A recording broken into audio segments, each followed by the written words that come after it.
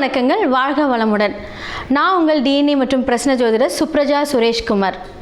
இன்றைக்கி நம்ம ஜூன் மாத பலன்களை பற்றி பார்க்க போகிறோம்.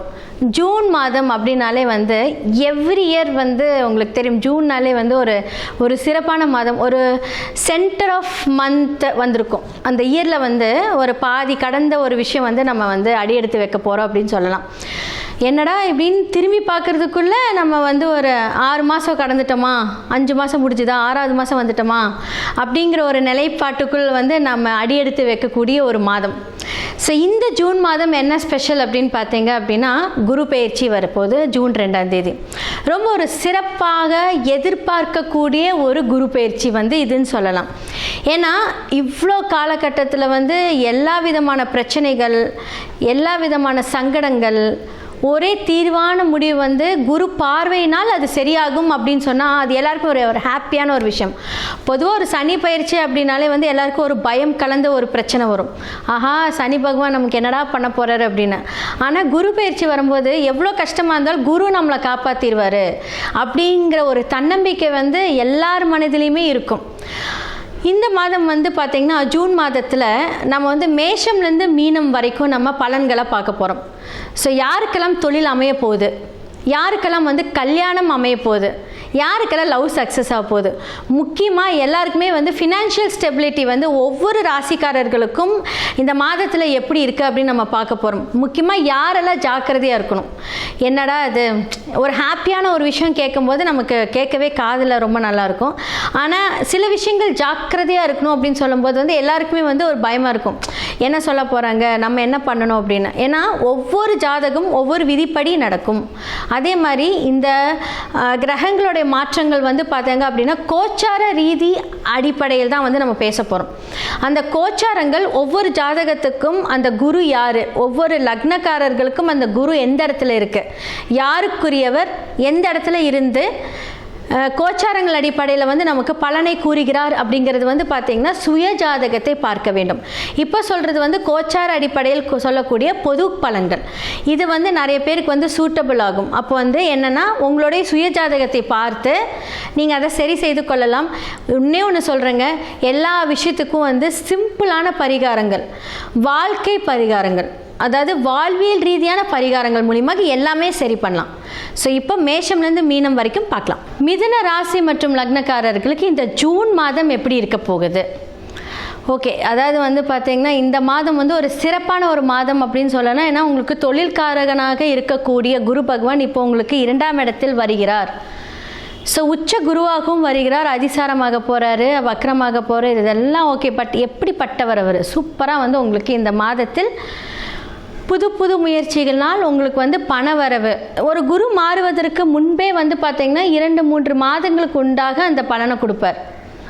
அப்போது ஓகே. ஸோ இப்போ என்ன மாதிரியான ஒரு விஷயங்கள் வரப்போகுது அப்படின்னா, நீங்கள் இப்போது உங்களுடைய தொழில் சம்மந்தப்பட்ட ஒரு விஷயங்களில் பார்த்தீங்க அப்படின்னா இன்வெஸ்ட்மெண்ட்டுக்காக நீங்கள் ஒரு பணம் எதிர்பார்த்துட்ருக்கீங்க அப்படின்னா உங்களுக்கு ஈஸியாகவே ஒரு பேங்க் லோன் கிடைக்கும். ரொம்ப நாள் ட்ரை பண்ணிகிட்ருப்பீங்க, அது இப்போ கிடைக்க போகுது. ஒன்று, புது புது தொழில் முயற்சிகள் நீங்கள் பண்ண போகிறீங்க. புது புது தொழில் முயற்சிகள் அப்படின்னு சொல்ல போனால் இப்போ உங்களுக்கு ஹார்ட் ஒர்க் அப்படிங்கிற ஒரு விஷயம் உங்களுக்கு எப்போவுமே இருக்கும். பொதுவாக பார்த்திங்கன்னா மிதுனம் பார்த்திங்கன்னா பேசி ஜெயிக்கக்கூடிய ஒரு ராசி அப்படின்னு சொல்லலாம். இவங்ககிட்ட பேசவே முடியாது, ஏன்னா புத்தி இல்லையா. ரொம்ப டெக்னிக்கலாக உங்களோட லைஃப்பை நீங்கள் மூவ் ஆன் பண்ணிட்டே போவீங்க. உங்களுக்குமே பார்த்திங்கன்னா ஏற்றம் தாழ்வு எல்லாமே இருக்கும். ஆனால் ஒரு தாழ்வான ஒரு டைமில் உங்களுடைய புத்தி உங்களுக்கு இன்னுமே ஷார்ப்பாக வேலை செய்யும். நம்ம எதனால் தோற்றோம் அப்படிங்கிறது அதை ஒரு லாஜிக்கலாக நீங்கள் திங்க் பண்ணி அதை ஒரு ஃபீனிக்ஸ் மாதிரி அதை எடுத்துகிட்டு போகக்கூடிய ஒரு லக்னம் அப்படின்னு சொல்ல போனால் அதில் ஒரு மிதுனமும் இருக்குது அப்படின்னு தான் சொல்ல முடியும். அப்போ இந்த காலகட்டத்தில் பார்த்தீங்க அப்படின்னா மிதுனத்துக்கு ஒரு பண வரவு நல்லா இருக்க போகுது. அப்போ நீங்கள் ஒரு மேனிஃபெஸ்ட் பண்ணிக்கிட்டே இருப்பீங்க. மிதுனம் எப்போவுமே ஒரு மேனிஃபெஸ்ட் பண்ணிட்டே இருப்பீங்க. நம்ம இதை பண்ணணும், இதை கால்குலேட்டிவாக பண்ணணும், ஒரு பிளானிங்கில் பண்ணணும். இது எல்லாமே பார்த்திங்கன்னா மிதுனத்துக்கு இந்த காலகட்டத்தில் ரொம்ப சூப்பராக இருக்க போகுது. அப்போது உங்களுடைய 6ஆம் இடம் சம்மந்தப்பட்ட ஒரு பிரச்சனைகள், இப்போ ஒரு ஆல்ரெடி ஒரு கடன் இருக்குது அப்படின்னா 6-8 அப்படின்னு ஏதாவது ஒரு உடம்பு ரீதியான, அதாவது எப்படி சொல்கிறது, உங்களுக்கு பார்த்திங்கன்னா நரம்பு பிரச்சனைகள் இருந்திருக்கும், கண் ப்ராப்ளம் இருந்திருக்கும், நிறைய பேர் கண்ணாடி போட்டிருப்பீங்க. இதெல்லாமே வந்து அவங்களுக்கு இந்த பாதிப்புகள் எல்லாம் இருந்திருக்கும். அடிவயிறு பிரச்சனை, ஒரு சில பேர்த்துக்கு வந்து கர்ப்பப்பை எடுத்திருப்பீங்க. இந்த மாதிரியான ஒரு பிரச்சனைகள் வந்து கடந்த ஒரு 1-2 வருஷத்தில் சந்திச்சுட்டு வந்துட்டு இருப்பீங்க. ஷோல்டர் பெயின், காது பெயின், இதெல்லாமே கண்டிப்பாக இருந்திருக்கும். மிதுன ராசி மற்றும் லக்னக்காரர்கள் வந்து பார்த்திங்கன்னா கமெண்ட்ஸில் நீங்கள் வந்து பதிவிடலாம். இந்த மாதிரியான பிரச்சனைகள் வந்து உங்களுக்கு ஹெல்த் ரீதியான ஒரு ப்ராப்ளம்ஸ் வந்து இப்போ சரியாக போகுது. இப்போது ஒரு விஷயங்கள் வந்து பார்த்திங்கன்னா, இப்போ குரு பகவான் வந்து நம்ம தெரிஞ்சுக்கலாம். இப்போ குரு பார்வை வந்து உங்களுடைய 6ஆம் வீட்டை பார்க்குது, 8ஆம் வீட்டை பார்க்குது, 10ஆம் வீட்டை பார்க்கும்போது பொதுவாக குரு பார்வை உங்களுக்கு யார், அவர் எங்கே இருக்கார், எங்கேருந்து அந்த பார்வையை செலுத்துகிறாரு, கோச்சாரங்கள் அது சுயஜாதகத்தில் பார்த்து தெரிஞ்சுக்கலாம். பொதுவாக இந்த 6ஆம் பார்வை அப்படிங்கிறது வந்து பார்த்திங்கன்னா, ஒரு கடனை முடிப்பீங்க, இன்னொரு கடன் வாங்குவீங்க. ஏன்னா குரு வந்து பார்த்திங்கன்னா எப்படி பார்க்குறாருன்னு தான் அங்கே விஷயமே. உடனே குரு பார்த்தா எனக்கு கடன் தீந்துரும்னு மட்டும் நினைக்காதீங்க, அது மட்டும் இல்லை. ஏன்னா வந்து இது வந்து ஒரு என்ன சொல்கிறது, இது ஒரு உண்மை, இது வந்து இப்படி தான் நடக்கும். ஒரு சில பேர் சொல்லுவாங்க குரு பார்க்குது உனக்கு இந்த வருஷத்தில் கடன் தீரப்போகுது அப்படிவாங்க. நம்ம அமைதியாகவே இருக்க மாட்டோம். இந்த மிதுன லக்னக்காரர்கள் என்ன பண்ணுவாங்க அப்படின்னா, ஒரு கடனை முடிப்பீங்க, குரு முடித்து திருப்பி வாங்க வைப்பார். ஏன்னா 6-8 இல்லாட்டி வந்து உங்களுக்கு அது வேறு மாதிரி ஒரு பிரச்சனையை போய் கொடுத்துரும். அப்போ அதிர்ஷ்டங்கள் அதன் மூலியமாக வரப்போகுது அப்படின்னு அர்த்தம். வெளிநாடு செல்லலாம். இந்த காலகட்டத்தில் வந்து அப்ராட் நிறைய ட்ராவல் பண்ணிகிட்ருப்பீங்க.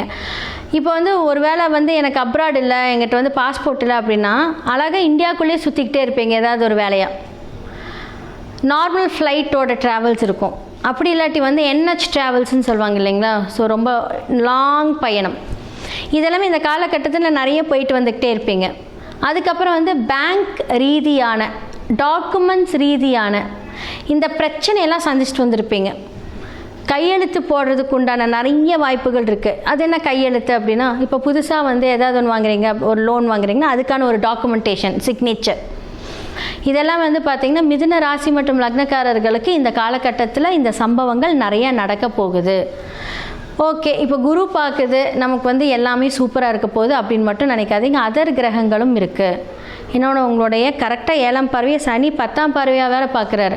அப்போது கடன் வாங்கும்போது நமக்கு நேரம் நல்லா இருக்குது, ஓகே நமக்கு சூப்பராக இருக்க போகுது, நம்ம என்ன வேணால் சாதிக்கலாம், என்ன வேணாலும் இஷ்டத்துக்கு வாங்கலாம் அப்படின்னு மட்டும் இறங்கிடாதீங்க. எப்போவுமே வந்து மிதுனத்துக்கு வந்து அது ஒரு கான்ஃபிடென்ட், ஒரு தைரியம் எப்போவுமே இருந்துகிட்டே இருக்கும். அதை வந்து கொஞ்சம் கட்டுப்படுத்துங்க. இந்த மாதத்தில் உங்களுக்கு எல்லாமே நடக்கும், நல்லா இருக்குது, சூப்பராக இருக்குது. பட் அளவுங்கிற ஒரு விஷயம் இருக்குது, அதை மட்டும் ஃபாலோ பண்ணிக்கோங்க. அப்போ வந்து என்ன அப்படின்னா, மனைவி மூலியமாக ஒரு விஷயங்கள், அவங்க மூலியமாக ஒரு சொத்து, கடந்த ஒரு 6 மாதத்தில் வந்து பார்த்தீங்க அப்படின்னா மனைவியோட சொத்து, மனைவி வீட்டின் சொத்து உங்களுக்கு வந்திருக்கும். அப்படி இல்லாட்டி வந்து பார்த்திங்கன்னா பூர்வீக சொத்துக்கள் சம்மந்தப்பட்ட விஷயங்கள் வந்து உங்களுக்கு ஒரு பங்கு அப்படிங்கிற ஒரு விஷயம் வந்திருக்கும். இது எல்லாமே வந்து கண்டிப்பாக வந்து நடந்திருக்கும். அடுத்ததான் வந்து பார்த்தீங்க அப்படின்னா உங்களுடைய தொழில் ஸ்தானம் அப்படின்னு சொல்லக்கூடிய ஒரு விஷயத்தை வந்து குரு பார்க்குறாரு இல்லைங்களா. அப்போது ஆல்ரெடி வந்து பார்த்திங்கன்னா மிதுனத்துக்கு கர்ம சனிங்கிற ஒரு விஷயம் நடந்துகிட்ருக்கு. நிறைய பேர் வந்து தொழில்கள் வந்து பார்த்திங்கன்னா மூடியிருப்பீங்க, ஓகே வேண்டாம் ரொம்ப ஸ்ட்ரெஸ்ஸாக இருக்குது அப்படின்னு. பட் அந்த குரு பார்க்கும்போது என்னாகும் அப்படின்னா அடுத்த ஐடியாஸ் வந்து உங்களுக்கு க்ரியேட் பண்ணி உங்களுடைய லைஃப்பில் சிந்தித்து செயல்படக்கூடிய விஷயங்கள் வந்து இன்வெஸ்ட்மெண்ட் பண்ணாமல் எப்படியெல்லாம் சம்பாதிக்கலாம் அப்படிங்கிற ஒரு டெக்னிக்கல் வைஸ் ஆஃப் நீங்கள் வந்து இப்போ ட்ராவல் பண்ணிகிட்ருப்பீங்க. அப்போ இந்த காலகட்டத்தில் நம்ம இந்த மூவ் பண்ணும்போது சக்ஸஸ் ஆகுமான்னு கேட்டால் 100% ஆகும். ஆனால் அதை வந்து ஒரு அளவாக வந்து எடுத்துகிட்டு போங்கன்னு சொல்கிறேன். எடுத்தோடனே வந்து ஒரு 50 லட்ச ரூபா 20 லட்ச ரூபா இன்வெஸ்ட் பண்ணுங்கள் அப்படின்னு நான் சொல்லலை. ஃபஸ்ட்டு ஒரு 2 lakhs இன்வெஸ்ட் பண்ணுங்கள், அதை பற்றி நிறைய ஸ்டடி பண்ணுங்கள், அப்புறம் இன்வெஸ்ட் பண்ணுங்கள். ஒரு பெரிய அமௌண்ட் இன்வெஸ்ட் பண்ணிங்க அப்படின்னா உங்களுக்கு அந்த பிரச்சனையெல்லாம் வராது. ஸோ இந்த மாதிரியான ஒரு விஷயங்கள் வந்து இந்த மாதத்தில் உங்களுக்கு அதோட ஐடியாஸு அதோட ப்ரிப்ரேஷன்ஸ் எல்லாமே ஸ்டார்ட் ஆக போகுது. ஸோ இதெல்லாமே வந்து ஆல் தி பெஸ்ட், ரொம்ப நல்லா பண்ணுங்கள், ரொம்ப நல்லா இருக்க போகுது. மேஷம்லேருந்து மீனம் வரைக்கும் இந்த ஜூன் மாத பலன்கள் யாரெல்லாம் ஜாக்கிரதையாக இருக்கணும் அப்படின்னாலாம் நான் சொல்லியிருக்கேன். ஓகே, இப்போது நல்லா இருக்கிறவங்களுக்கு ஓகேங்க. ஒரு ஜாதகத்தில் வந்து நான் சொன்னேன் இல்லையா, அந்த தசாபுக்தி வச்சு தான் வந்து அந்த பலன்கள் இருக்கும் அப்படின்னு. எதன் மூலியமாகலாம் தீர்வு காணலாம் அப்படிங்கிற ஒரு பரிகார செக்ஷன் வந்து இப்போ நான் வந்து கொடுக்குறேன். ஜெம்ஸ்டோன்ஸ் போட்டிங்க அப்படின்னா இதோட அதிர்வலைகளை குறைக்கலாம். ஒன்று, நியூமராலஜி மூலியமாக உங்களுடைய நேம் சேஞ்ச் பண்ணணும், உங்களுக்கு ஃபேவரேட்டான அந்த நம்பர்ஸை வந்து சூஸ் பண்ணி கொடுக்கணும். 100% எவ்வளோ பெரிய கஷ்டங்கள் இருந்தாலும் அந்த கிரகத்தை நம்ம கட்டுப்படுத்தலாம். 27 நட்சத்திரங்களும் நமக்கு கெட்டது பண்ணாது, எல்லா கிரகங்களும் நல்லது பண்ணாது, எல்லா கிரகங்களும் கெட்டது பண்ணாது. உங்களுடைய சுய ஜாதகத்தில் யார் எப்படிங்கிறத பார்க்கணும். யாரெல்லாம் பிரச்சனை கொடுக்குறாங்களோ அவங்கள வந்து கட்டுப்படுத்தி, யாரெல்லாம் உங்களுக்கு பெஸ்ட்டாக இருக்காங்களோ அவங்கள வந்து நம்ம ஆக்டிவேட் பண்ணுறோம். அதை வந்து வைப்ரேஷன்ஸ் தான் இது எல்லாமே. ஓகே, நம்ம ஒரு ஸ்டோன் போட்டால் நம்ம லைஃப் மாறுமானா மாறிட்டுருக்குங்க. நிறைய பேர்த்தோட வாழ்க்கை மாறிட்டுருக்கு. நாங்கள் வந்து பார்த்திங்கன்னா அவ்வளோ சூப்பராக பண்ணி கொடுத்துட்ருக்கோம். அடுத்ததான் வந்து பார்த்திங்கன்னா நியூமராலஜி மூலியமாக நிறையா மாற்றங்கள். உங்களுக்குன்னு ஒரு எண்கள் இருக்குது. அந்த எண்களை வந்து நம்ம எப்போவுமே வந்து நம்மளோட இடது கையில் எடுத்து ஆக்டிவேட் பண்ணிக்கிட்டே இருக்கணும். அதை ஆக்டிவேட் பண்ண நமக்கு வந்து பிரபஞ்சத்திலிருந்து வரக்கூடிய அந்த சக்திகள், பிரபஞ்சத்திலிருந்து வரக்கூடிய அந்த வைப்ரேஷன், நம்மளுடைய வாழ்க்கை, நம்மளுடைய எண்ணங்கள். சில பேர் வந்து பார்த்திங்க அப்படின்னா பேட் தாட்ஸ் வந்துக்கிட்டே இருக்கும். போனால் ஆக்சிடென்ட் ஆகிடுமா, நம்ம போனால் செத்துருவோமா, நமக்கு இப்படியா அப்படியா, அந்த தாட் எல்லாமே என்ன பண்ணும், கண்ட்ரோல் பண்ணும். அது நீங்கள் கிடையாது, உங்களுடைய கிரகங்கள் தான் அதை வந்து இது பண்ணுறது. யாராவது ஒருவர் வந்து தவறு செய்கிறாங்க அப்படின்னா அது அவங்க பண்ணல, அது வந்து அந்த இயக்கத்தின் கிரகத்தோட இயக்கம் தான். நான் தான் சொன்னேன் இல்லையா, சில கிரகங்கள் வேதகனாகவும் செயல்படும். அதை வந்து நம்ம வந்து பார்த்து அந்த வேதகனை டீஆக்டிவேட் பண்ணி நமக்கு யாரெல்லாம் ஃப்ரெண்ட்ஷிப்பாக இருக்கக்கூடிய கிரகங்களை ஆக்டிவேட் பண்ணணும். ஸோ உங்களோட சுயஜாதகத்தை பாருங்கள். கீழே இருக்கிற என்னோடய நம்பருக்கு நீங்கள் காண்டாக்ட் பண்ணி உங்களோட அப்பாயின்மெண்ட்டை புக் பண்ணுங்கள். ஸோ ஜெம்ஸ்டோன்ஸ் மூலிமா தீர்வு, வாஸ்து மூலியமாக தீர்வு, நியூமராலஜி மூலியமாக தீர்வு, வாழ்வியல் பரிகாரங்கள் மூலியமாக தீர்வு, எல்லாத்துக்குமே ஆப்ஷன்ஸ் இருக்குது. இதே மாதிரி வேறொரு நிகழ்ச்சியில் உங்களை சந்திக்கிறேன். நன்றி, வணக்கம்.